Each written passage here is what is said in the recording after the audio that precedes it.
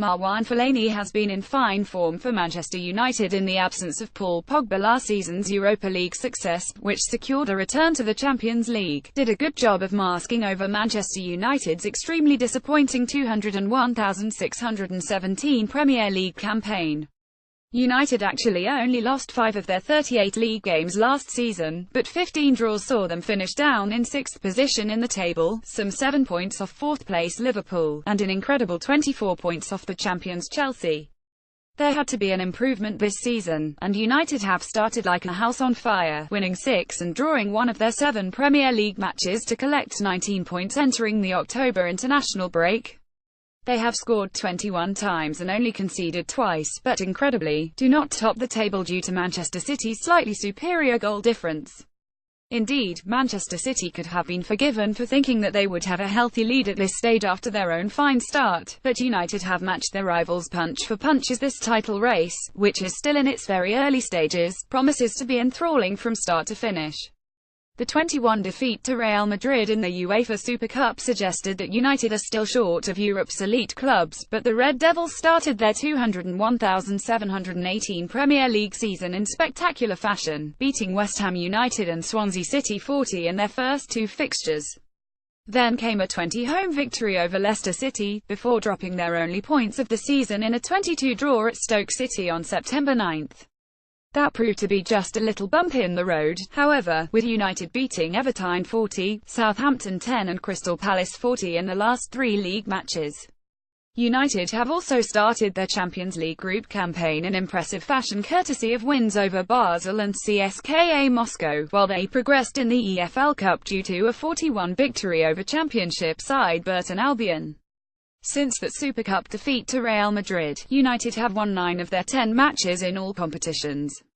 Jose Mourinho's side is scoring goals 33 in all competitions, while they have conceded just 6 times, and 2 of those were against Real Madrid. Romelu Lukaku, Anthony Martial and Marcus Rashford have all been flying in the final third, while Nemanja Matic, Henrik Mkhitaryan, Phil Jones, Antonio Valencia and Eric Bailly have also been excellent. There does not appear to be a weak area in the United team this season, with Marouane Fellaini filling in expertly for the injured Paul Pogba, and in David De Gea, the Red Devils have arguably the best goalkeeper in the world. He might not always look it, but Mourinho, deep down, will be very pleased with the start. United look the full package this season, but the next 4 weeks will determine whether this team is capable of picking up the major trophies. The 20-time English champions will play 7 times before the November international break, and we will know a lot more about United by the start of next month. Indeed, next up is the small matter of a trip to bitter rivals Liverpool on October 14. Mourinho was more than happy to play out a goalless draw at Anfield last season, but with United flying in the final third and Liverpool looking shaky at the back, it will be fascinating to see the approach to the match on Merseyside. For all of Liverpool's problems at the back, Jurgen Klopp's side can be sensational in the final third. Just ask Arsenal, and Mourinho will be well aware of the problems that his team could face. The clash at Anfield will provide United with their first serious Premier League test of the 201,718 campaign. 4 days later, United will travel to Benfica to continue their Champions League campaign. The Portuguese giants have actually lost both of their European matches this season to sit bottom of Group A, but it will still be a difficult fixture for United off the back of a trip to Anfield.